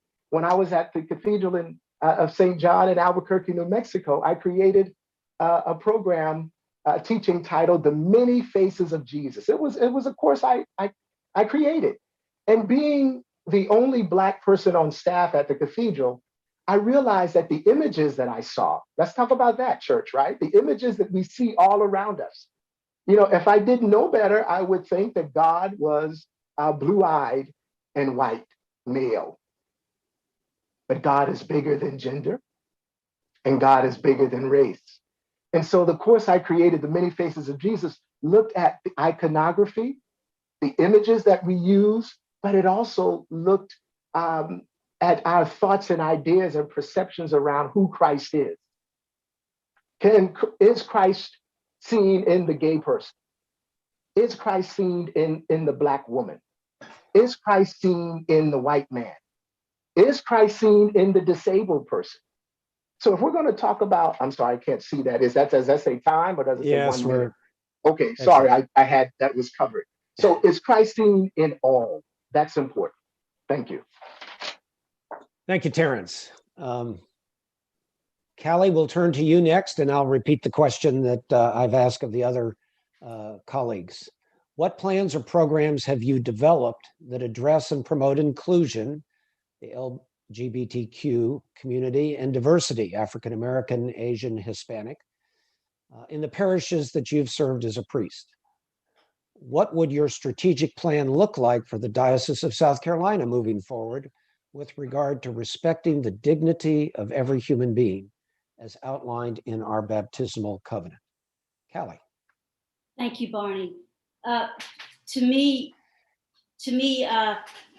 respecting the dignity of every human being, for us as a diocese, for the church, to me, it's not a strategic plan, but rather a way of life. And with regard to programs regarding the LGBTQ community, you're looking at it. It's called the Diocese of South Carolina.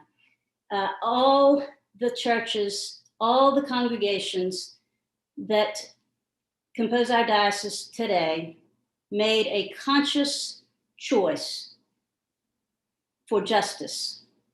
They made a conscious choice that come what may, whatever happened, whatever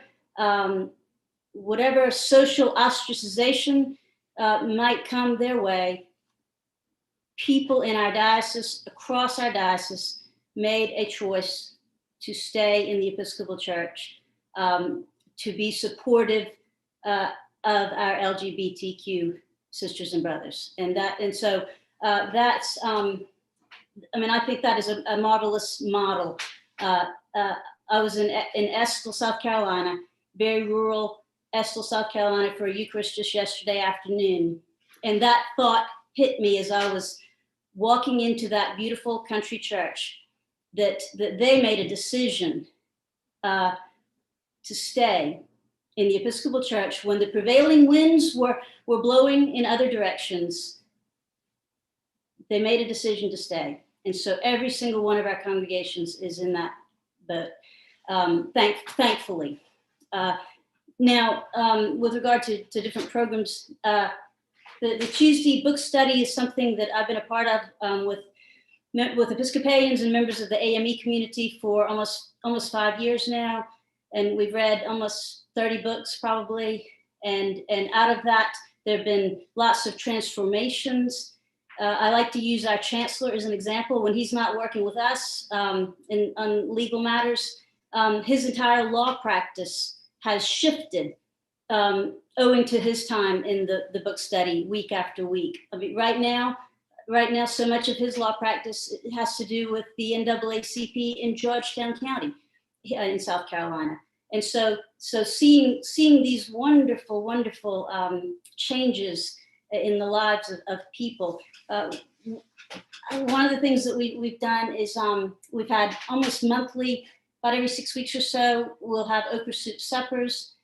And we've been talking about okra soup for years now, that quintessential low country dish, but very different from a melting pot. Well, that's not the language we want to use. Okra soup, rather, is a mutually enhancing pot. Every single ingredient matters, and there's always room for more at the table. And so, if you were going to go in the PD, then you might want to use chicken bog. That might be the dish that you're going to look at, and that you can have applied to this sort of situation. If you're going to go to Beaufort, we used to call it Frogmore stew, but I think that y'all call it Low Country boil now, or Beaufort stew. But again, we're using those of us who are not together, oftentimes on Sunday mornings, to continue the Eucharist, to continue the feast around tables over these wonderful dishes that make up this region. Spanish-speaking ministries is a big part of my past and my life, and so that's an area of focus for us going forward, I see, and that's just a delight. I could go on, but I see I have 1 minute left. Thank you. Thank you, Callie. Jeffrey, we'll turn to you now, and I'll repeat the question again. What plans or programs have you developed that address and promote inclusion, LGBTQ, and diversity, African American, Asian, Hispanic, in the parishes that you've served as a priest? What would your strategic plan look like for the Diocese of South Carolina moving forward with regard to respecting the dignity of every human being as outlined in our baptismal covenant? Jeffrey. Thank you. As we've experienced, this is a really tough one to do in 5 minutes, but so let me sort of cut to the end, and then we can I'll fill out with programs and so on as possible. The first thing is that any sort of work across a difference has to be intentional and not just aspirational. There has to be actual programmatic work involved, whether that is outward facing or whether that is inward searching. My own particular place of challenge and growth with this is I long since was able to let go of the notion that we're a melting pot, and instead we're a salad bowl, sort of to Callie's imagery here. But I still kind of want to know, is the green onion or the red pepper the dominant taste? Because I want to be kind of aligned with that. So I'm still wrestling with what it means to forego privilege. The kinds of, and I want to say one thing about inclusion, and that is we have to remember that it is God who includes everybody and not us who are including them.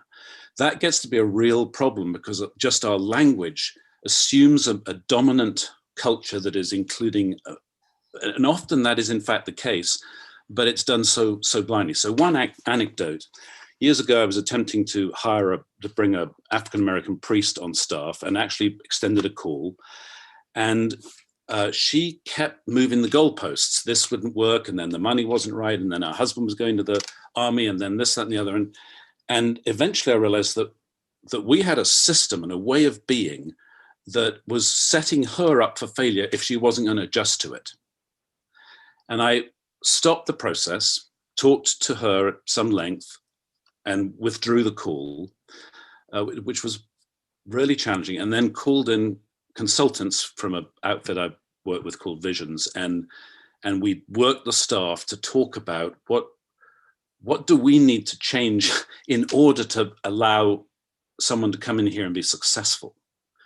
And that was a really difficult, important conversation, and ultimately led to some really good hires. That has to happen on a congregation-wide basis. So internally, the work of recognizing our own privilege is important. We have, like Kevin, we have integrated, there was a quasi-independent Hispanic congregation associated with St. Albans. And when I got there, the financial issues of the parish were such, they say, well, let's just cut them loose. And I said, well, excuse me, have you read the papers? Do you know what's going on in these communities? Do you have any idea? And eventually, after much back and forth, we decided we're going to be one parish in 2 languages. And that is still a work in progress, but I don't see a better model out there. And we've done workshops, and we make sure we're translating everything.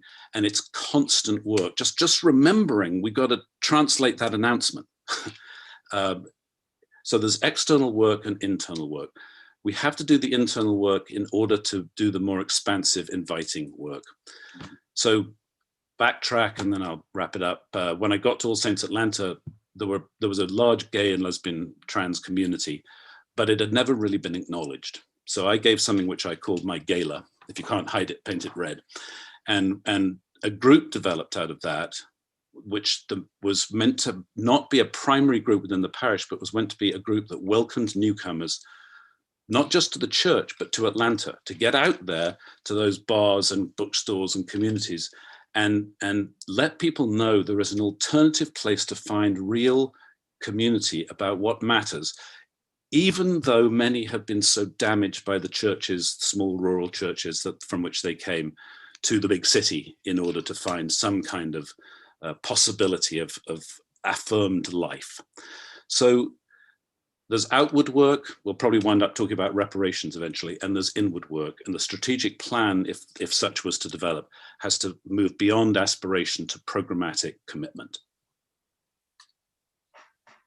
Thank you, Jeffrey. I'm going to pass it back to Denise now for question number 5. Denise. Thanks, Barney. Our question number 5 touches on the theme of calling. And our first candidate to answer this question will be Kevin.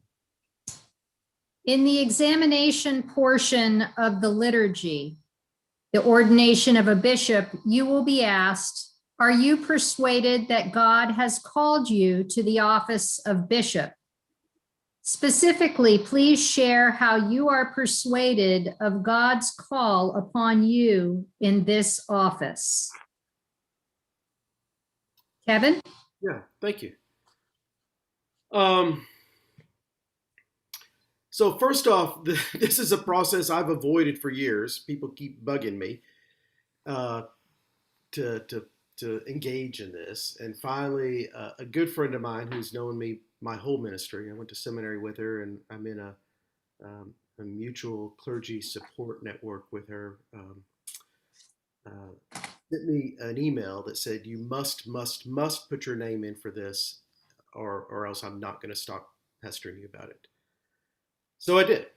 And the more time I have spent engaging in conversation about this particular bishop process and what it is to be bishop, the more amazed I am between the overlap of your experience, my experience, your gifts, my gifts, your needs, my needs. It's like the Venn diagram overlap just keeps expanding, expanding, expanding, and in sometimes kind of scary, amazing ways. And so, particular call to Bishop of South Carolina, I really think I bring particular gifts, experience, skills, and theologies that would help us truly become the beloved community of God in that area. In regards to being a bishop in general, I, the Book of Common Prayer talks about, unity of the church and protector of the faith and sacraments. But the question really becomes, so what are those? What does the doing of those look like? And in my experience, in my observation, it really is around empowering the people of God to discover God in ways that they don't yet know. The bishop, I see it as the hub of the spoke of one of those old timey wagon wheels. And it's about creating and connecting relationships so that those relationships, through the work of God, become tangibly manifest as the kingdom of God on earth as it is in heaven. And I think the bishop is both the witness to that and the empowerer of that, the cheerleader of that, and the strategic steward of that. And that's what I've really done my whole life. As I look back my whole career, starting as a second lieutenant in the Combat Engineers, which is an organization of people, pulling together people to work together towards a mission that's greater than them, to what I do now, which is to work in a what I refer to as a crazy gospel experiment church, which pulls together this diverse group of people in relationship to change the community for the better, and to change us for the better, and to bring us into better relationship with each other and with God. And there's just been this trajectory. So at some point I had to stop denying that and running away from it. And I'm really grateful to my friend who texted me and pestered me into this process. So thanks. Thank you, Kevin. Our next candidate who will answer the question is Jeffrey. Jeffrey, in the examination portion of the liturgy, the ordination of a bishop, you will be asked, are you persuaded that God called you to the office of bishop? Specifically, please share how you are persuaded of God's call upon you to this office. Thank you. I will be persuaded and will know that I'm persuaded should I be elected. That would be the confirmation of the call. I am persuaded without question that I'm in this conversation for some purpose of God's, and how it works out will be how it works out. I have resisted the invitations to enter the process for the episcopate, and as I told, I can't remember which group I told, but this will be the only time I'm entering the process. And here's why. We've talked about the many gifts and experiences and so on that we all bring to this, and I bring many as well. But I would also receive something, and that is newness of life. I would have the chance to learn and to stretch and to develop new muscles, new skills. My entire ministry, and in fact my purpose for ministry in even coming to America, has been learning about large American parishes, one of which was so life-giving to me as a young adult, and which I did not see equivalents in my homeland. In recent years, two things have happened. One is I have given significant thought and continue to give it significant thought to how we develop new kinds of Christian community that speak to a broader group of people who are currently not buying what we're selling. People want meaning and purpose, but they don't want the way we're doing it. I'm interested in the work of Henry Timms and new power and old power, and we can talk more about that. I'm interested in new models of Christian community that we've seen something of developing in the fresh expressions movement and church planting movement in this country. And at All Saints in Atlanta, I called together a group to try and develop how we could do this. And what I ran into was that the group I was calling together were at All Saints because they liked All Saints. They didn't want to go do something different. That was those other people. So I called together a colleague group of large systems rectors, and we put together a conference with church planters from across the Episcopal Church. And that was a bust as well, in fact, because not that there wasn't valuable conversation, but they were really looking for money to support their ministries with 20 people, which doesn't work. The economics don't work.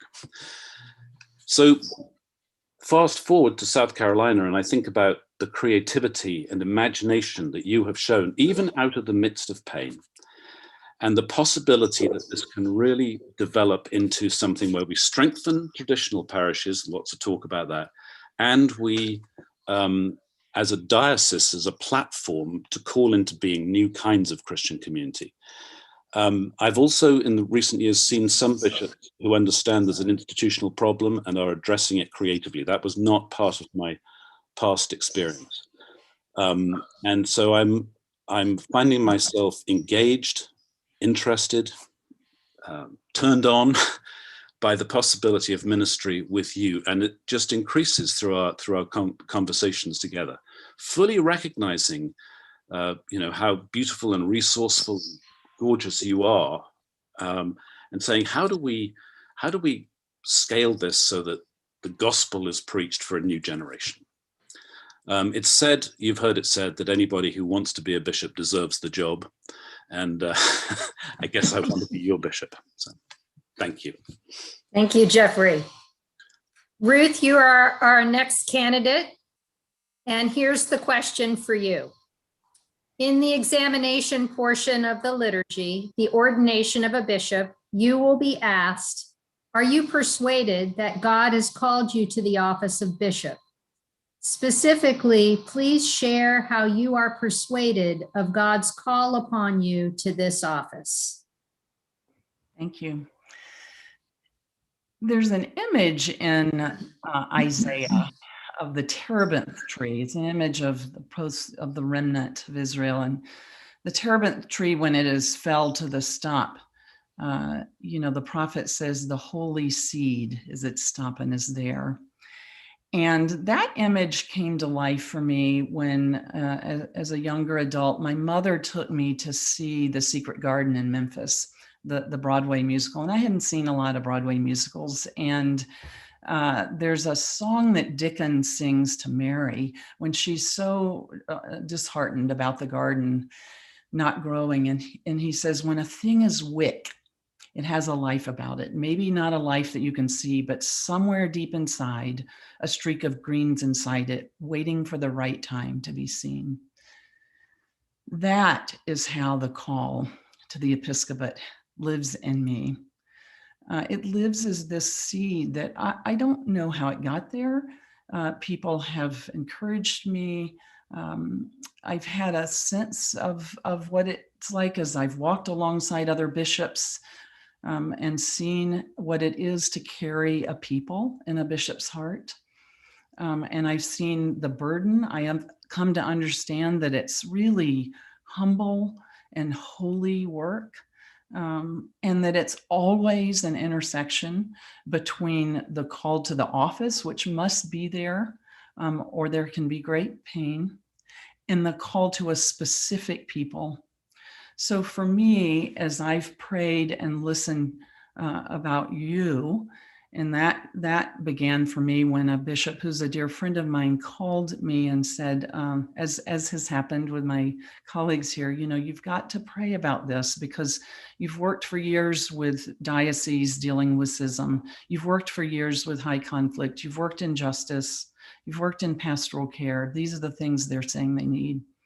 And as I listened to that and prayed with it and began to really learn about you, I felt that seed, that streak of green pulling me, speaking to me. I remember one early chilly Connecticut morning, getting up and boarding a bus and going to the consecration of Barbara Harris.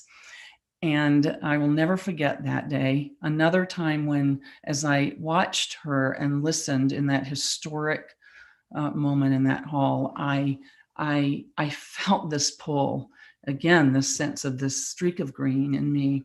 And I'll never forget the line that you mentioned when she's asked, and it really is, do you believe you are so called? Are you thus called is the intent? But as many of you probably will remember, she said it like this, her response, I am so persuaded. And it was just a moment of great grace and joy. That is what I know will be the case. And I really love, Jeffrey, what you said, because I think that moment only happens when the Spirit's discernment is complete.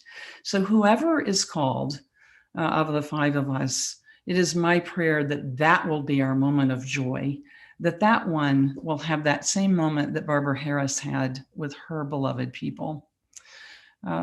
So that's how this lives in me. And those are the things that have guided me throughout a number of years as I've sat with this wondering, which is how it lives in me, this seed. Thank you. Thank you, Ruth. Our next candidate is Terrence. And Terrence, I'll ask you the same question. In the examination portion of the liturgy, the ordination of a bishop, you will be asked, are you persuaded that God has called you to the office of bishop? Specifically, please share how you are persuaded of God's call upon you to this office. I am here today because this diocese is my home diocese. I am persuaded to be a part of this conversation because this is the place where I was reared. This is the place where I was developed as a Christian. This is a place that I love, and this is my home. I've never entered a search to be a bishop in any other diocese. Really had no interest. My children are 7 and 9. I've had conversations with my wife, who is a minister in her own right, who serves a church in Manhattan, and we respect one another's ministries. And so me being called as your next bishop will be something that is a sacrifice for my entire family. My little girl said to me, and Noah said it again last night, Daddy, we want you to win, but we don't want you to win. Because if you win, then we're going to leave all of our friends and we'll have to move again. But if you win, we'll be close to Granny and Granddaddy, and we'll be near the cousins, and we'll be home. I became a part of this process. I entered this process because I know clearly this. I know how God speaks to me, and God speaks to me through other people. And when you all opened the search early on, I was asked if I would enter. And I said, no, I'm not interested. It is not the time. My children are too young. And I assumed that you would elect your bishop and you would move on, and I would support the bishop of the Diocese of South Carolina. However, the process, whatever happened, happened, and the process opened again. And there were people that I love. One woman who is like a mother to me called me up and she said, now you need to put your name in for this. And I did. When I was a little boy, I had a great uncle. His name was Chris. And every time he came by the house and visited my house, he would always grab my head and put his hand, he'd rub my head and say, that boy's going to be a preacher one day. And then he'd give me a kiss on the forehead. He put into me, he spoke into me my calling. He was the very first person. Everybody said, oh no, he's not going to be a preacher. And then I went on to seminary. But one thing I do know in the examination of a bishop, it says something about being a faithful pastor. I am a faithful pastor. Each person here has gifts, but I know my gift very clearly, that I am a pastor. I am equipped and will be equipped because, as I learned from bishops in the church, God does not call those who are equipped, but God equips those whom God calls. So if you call me as your next bishop, God will equip me to lead, but to be a pastor to the pastors. I know what it's like to be a rector and the need for leadership. South Carolina, you've been without a bishop for a long time. What you are looking for is a pastor, a leader, a shepherd. I can do that very, very well. But also, I believe that God is calling me to greater service in the church. I know very clearly, as we all clergy know here, once a deacon, always a deacon. I'm very clear that I will be a servant of God's people. I want to walk the journey with you as your bishop, along with my fellow sisters and brothers who are clergy, and along with the people of this diocese. So am I persuaded? Oh, yes, the Lord has persuaded me very clearly. The Lord has said to me, Terrence, you need to enter this process because your voice is a voice that the people of South Carolina needs to hear. I am very clear about that, very clear-eyed. What I'm not so clear about is whom the Holy Spirit will choose.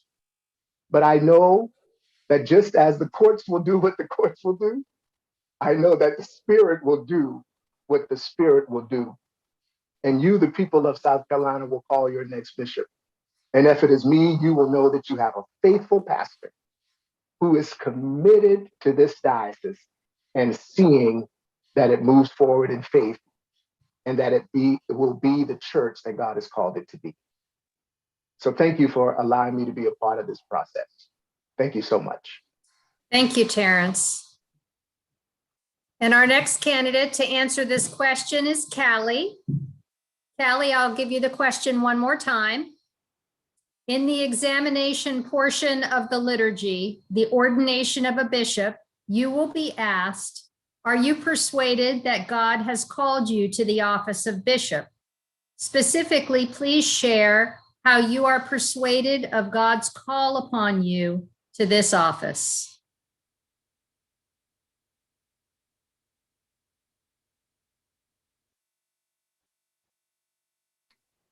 Thank you very much, Denise.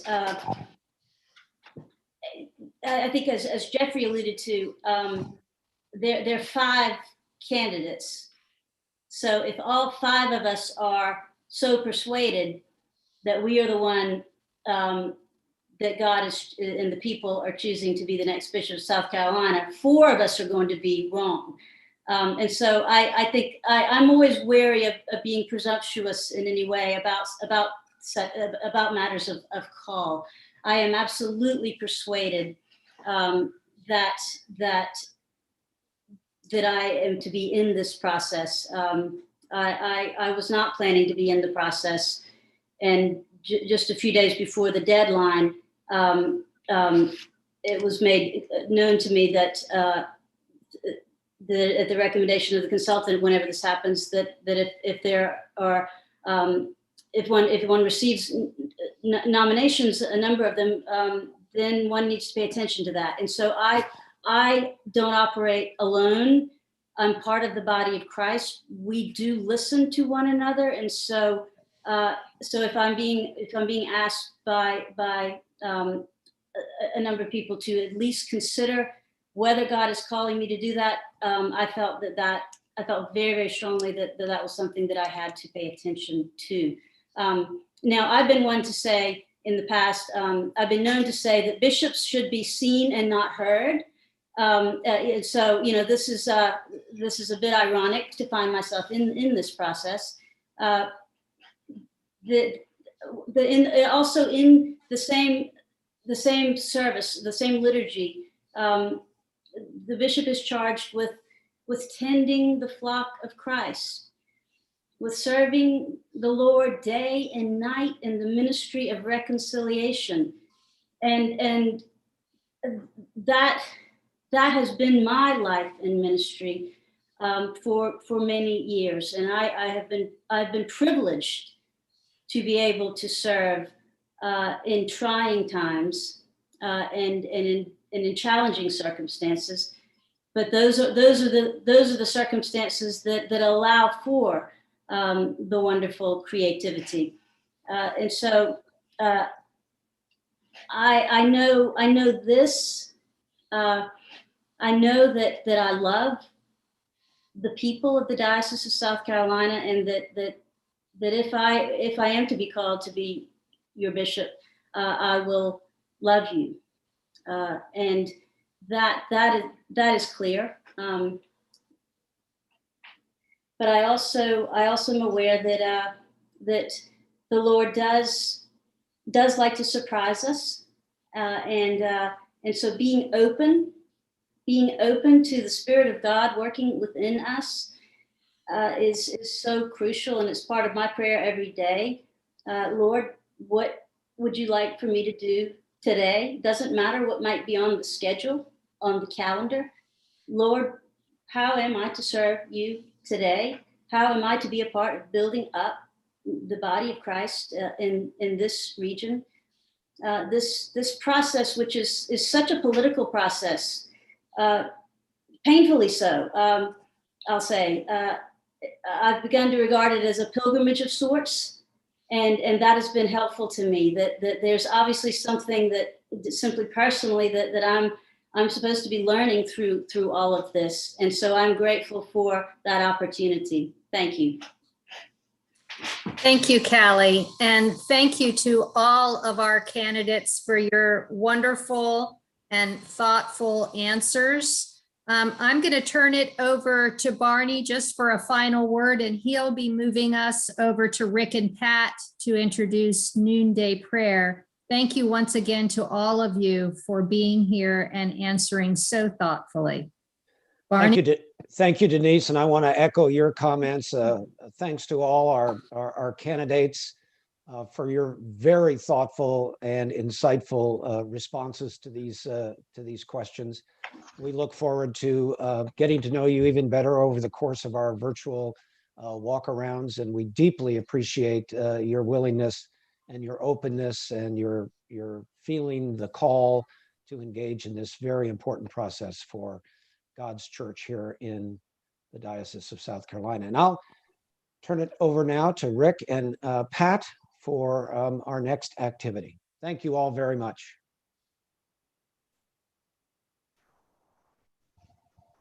Thank you indeed to everyone who has participated in the panel discussion today. Very, very meaningful time, and it's valued by all in the diocese. Next on our agenda is noonday prayer. After that, there will be an extended afternoon break.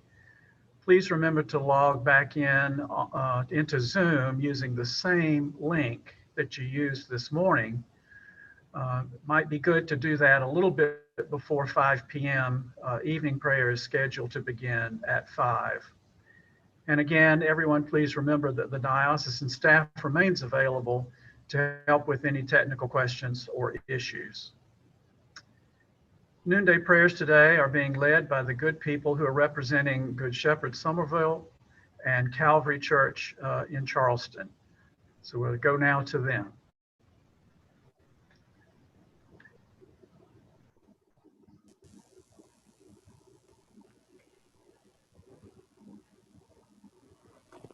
Good afternoon. Grace and peace to you all. I'm the Reverend Jenny Olbrich, assisted by the Reverend Marinette Bennett, coming to you from Calvary Episcopal Church.